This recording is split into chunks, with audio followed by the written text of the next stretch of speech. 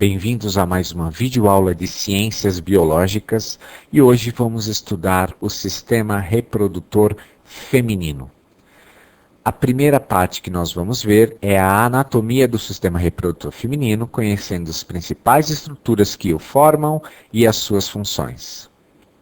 Então, as primeiras duas estruturas que eu quero mostrar a vocês são os ovários. Os ovários são duas glândulas localizadas ao lado do útero e são responsáveis pela produção dos gametas femininos ou óvulos.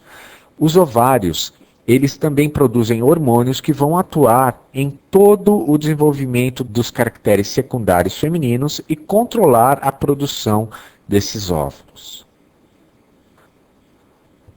Após a liberação dos óvulos pelos ovários, esses óvulos vão caminhar por estruturas chamadas de tubas uterinas ou trompas uterinas. É neste caminho até o útero que ocorre a fecundação, ou seja, a união do óvulo com o espermatozoide. Após essa fecundação, o zigoto então formado vai se alojar nas paredes internas do útero, chamado de endométrio, esta camada interna chamada de endométrio, e é aqui que o embriãozinho irá se instalar e começará a se desenvolver. A base do útero é chamada de colo e é a comunicação com o canal logo abaixo, que é a vagina, que é o órgão muscular, e de cópula da mulher. É por onde o pênis entra e libera os espermatozoides que vão caminhar até as tubas uterinas para encontrar o óvulo. O colo do útero é uma região muito sensível e é muito suscetível a um tipo de câncer, chamado câncer de colo de útero, do qual as mulheres devem sempre fazer seus exames preventivos para evitá-lo. A parte externa e final da vagina é chamada de vulva ou pudendo feminino.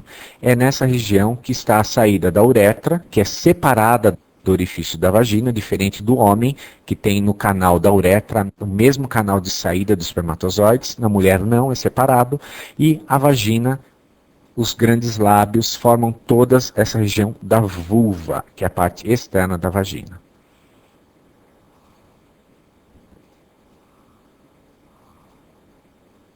Então aqui estão todas as estruturas básicas do aparelho reprodutor feminino. Vamos entender agora como se dá a formação da célula sexual feminina, o óvulo. Então temos aqui a representação de um dos ovários, de uma das glândulas, e vamos entender então o processo chamado de ovogênese ou ovulogênese, que é a formação do óvulo. Bom, pessoal, a mulher possui um ciclo menstrual de aproximadamente 28 dias e dentro desses 28 dias acontece o amadurecimento do folículo ovariano, que é a estrutura que vai formar o óvulo. A cada 28 dias, um dos ovários amadurece um dos folículos ovarianos e libera um óvulo por vez, ou no ovário direito ou no ovário esquerdo. Isso é o que normalmente ocorre, mas a mulher pode ter uma ovulação múltipla. Existem mulheres que têm ovulações múltiplas, então existem exceções a essa regra.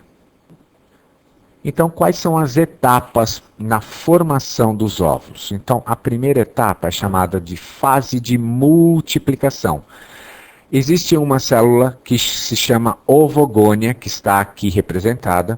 Esta célula ovogônia, ela está presente lá no embrião, no feto, no período intrauterino, e essa fase de multiplicação, então, é restrita a esse período intrauterino, onde se formam os folículos primários com essas ovogônias que são 2N, ou seja, diploides. Nessa fase de multiplicação, ocorrem mitoses sucessivas que vão gerar muitas ovogônias. A segunda etapa é chamada fase de crescimento, em que as ovogônias vão acumular vitelo, que é uma substância nutritiva e importante para o processo de reprodução, e vão crescer, vão ganhar volume e vão se transformar em ovócitos primários ainda 2N, ainda diploides. Isso ocorre até o 7º mês de vida da menina. E outra diferença da mulher para o homem é que a mulher já tem os seus folículos ovarianos já prontos desde criança. Então, fase de crescimento até o 7º mês de vida.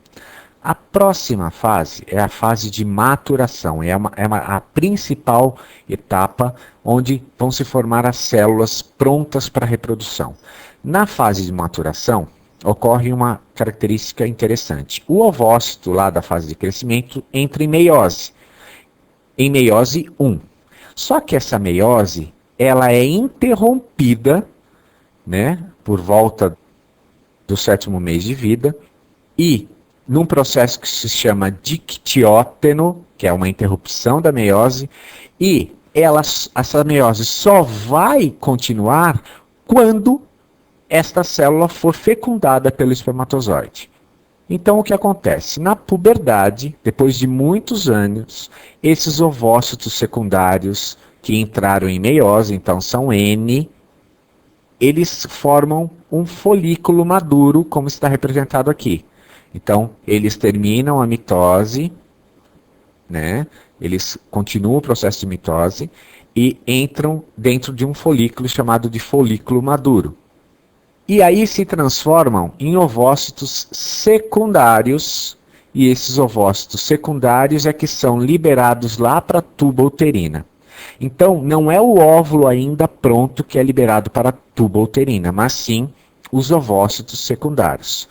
Quando esses ovócitos forem fecundados, fecundação pelo espermatozoide, aí a meiose acaba, termina completamente, e aí nós podemos chamá-lo de óvulo. Quando o óvulo, o núcleo do óvulo se une ao núcleo do espermatozoide, aí nós denominamos já um zigoto, que é o início de um novo ser. Então é esse o resumo da ovogênese. Eu espero que vocês tenham entendido. Qualquer dúvida nós tiramos no chat ou por e-mail, e até lá.